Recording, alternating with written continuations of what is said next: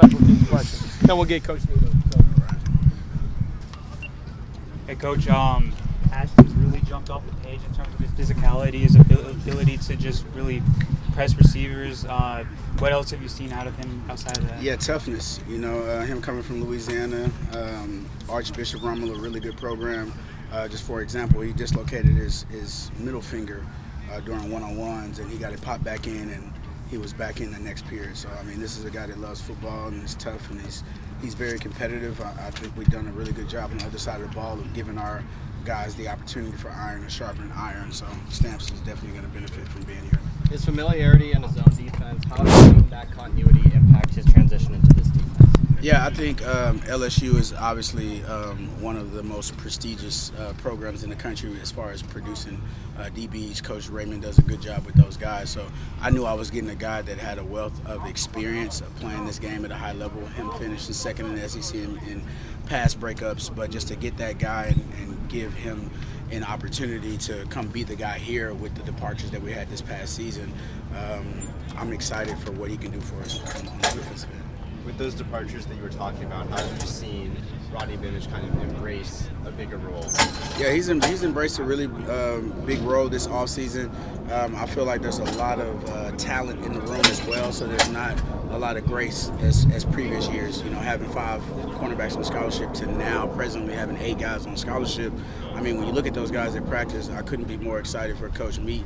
You know, he's probably drooling every day he gets to Indy drills because there's so many guys with different attributes of playing this game: length, size, speed, twitch.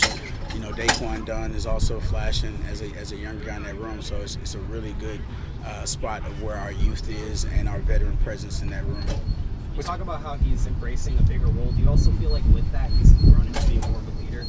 Absolutely. I feel like when you have guys in the program that have had success, that have doing things our way, especially when you look at Abney and what's down the pipe for him this next month. I mean, Rodney sees the proof in the pudding, and now it's his turn at bat. You know, so the sky's the limit for him, but now is the opportunity for him to perform and showcase what he can do for us. What's been your practice focus in this new role? Really just with our back end, really primarily focused on the safeties and the nickels. Just the teaching, the instruction. You want guys to be the guys that we recruited to be the guys on the highlight tape. So you want to eliminate the thinking, the processing, so they can display and give us their best sample of what they can do for us. And what about going up against some of these bigger receivers every day? I'm very glad that Reed Harris is on our team. You know, to see him, to see the sheer size and physicality. I mean, he's a specimen. So to just have him give our cornerbacks and our safeties an opportunity to compete with a guy that's going to play on Sundays is tremendous, not only for him, but selfishly for our DBs to be able to compete against that. The thing that made Keith really good is he went against Jordan Tyson every Saturday.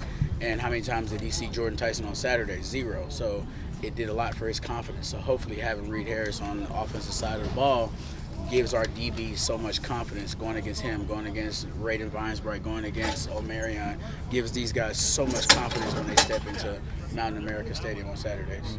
You guys good with BC? Yeah. Against Jack? Coach, BC. Thanks, Coach.